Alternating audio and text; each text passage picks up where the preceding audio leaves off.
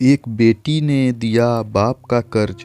बहुत पुराने समय की बात है। एक गांव में एक भले आदमी गंगाराम का देहांत हो गया था। तो जैसे ही उस आदमी के परिवार वाले उसकी अर्थी को शमशान ले जाने लगे, तभी अचानक एक मोटे ताजे सेठ ने उस अर्थी का एक पांव पकड़ लिया और बोला कि मरने वाले इंसान गंगाराम ने मुझसे 2 लाख रुपए कर्ज लिए थे। मैं अपना रुपया मांगता हूँ, इसलिए पहले मुझे मेरे रुपए दे दो, तभी मैं इसकी अर्थी को शमशान ले जाने दूंगा। अब तमाम लोग तमाशा देख रहे थे। तभी उनके तीनों बेटों ने कहा कि हम तुम्हारा कर्जा नहीं देंगे, पिताजी का कर्जा पिताजी जाने। और वैसे भी अब वह तो इस दुनिया में नहीं रहे, मगर तुम्हें इनकी अर्थी ले जानी है तो ले जाओ। यह सुनकर पूरा गांव गंगाराम के तीनों बेटों पर थू थू कर रहा था। अब गंगाराम के बेटे उस कर्ज को देने से पीछे हट गए। तभी गंगाराम के भाइयों ने भी ये कह दिया कि जब बेटे कर्जा नहीं दे सकते तो हम क्यों किसी का कर्जा भरें। अब गंगाराम की अर्थी को वहाँ रुके हुए बहुत देर हो गई थी। तभी यह बात गंगाराम की इकलौती बेटी तक पहुँच गई। तो वह भागी भागी अपने पिताजी की अर्थी तक पहुँची। तभी उसने देखा कि उसके पिताजी की अर्थी का एक पांव किसी सेठ ने पकड़ रखा था।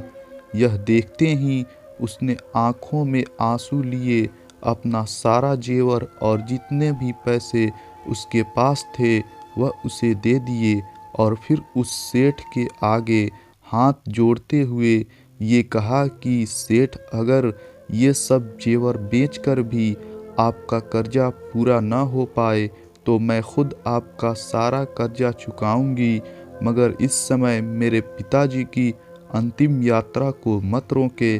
तभी उस सेठ ने गंगाराम की अर्थी के पांव को किसी और को पकड़ाकर उसकी बेटी के पास आकर बोला कि मुझे माफ़ कर दो बेटी।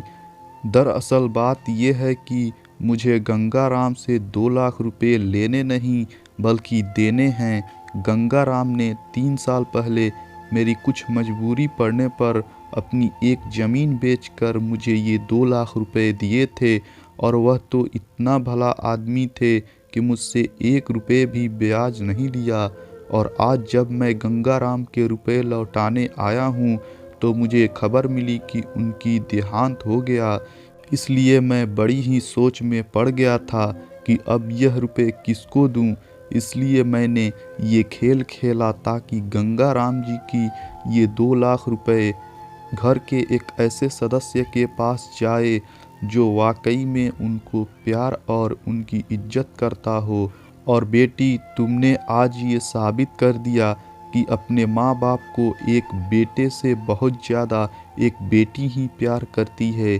इसलिए ये 2 लाख रुपए मैं तुम्हें सौंपता हूँ। काश तुम जैसी बेटी हर घर में हो जो अपने पिता की इतनी इज्जत करती है। ये सब देखकर गंगाराम के बेटे और भाइयों का सिर शर्म से नीचे झुक गया। वाकई में दोस्तों, ये बात तो एकदम सच है कि एक माता पिता को बेटे से ज़्यादा बेटी ही प्यार और उनकी इज्जत करती है। इसलिए दोस्तों, बेटी पढ़ाओ और बेटी बचाओ। दोस्तों, ये कहानी आपको अच्छी लगी हो तो कमेंट बॉक्स में ज़रूर बताएं, और ऐसी ही रोचक कहानियों को सुनने के लिए हमारे चैनल को सब्सक्राइब ज़रूर करें। धन्यवाद।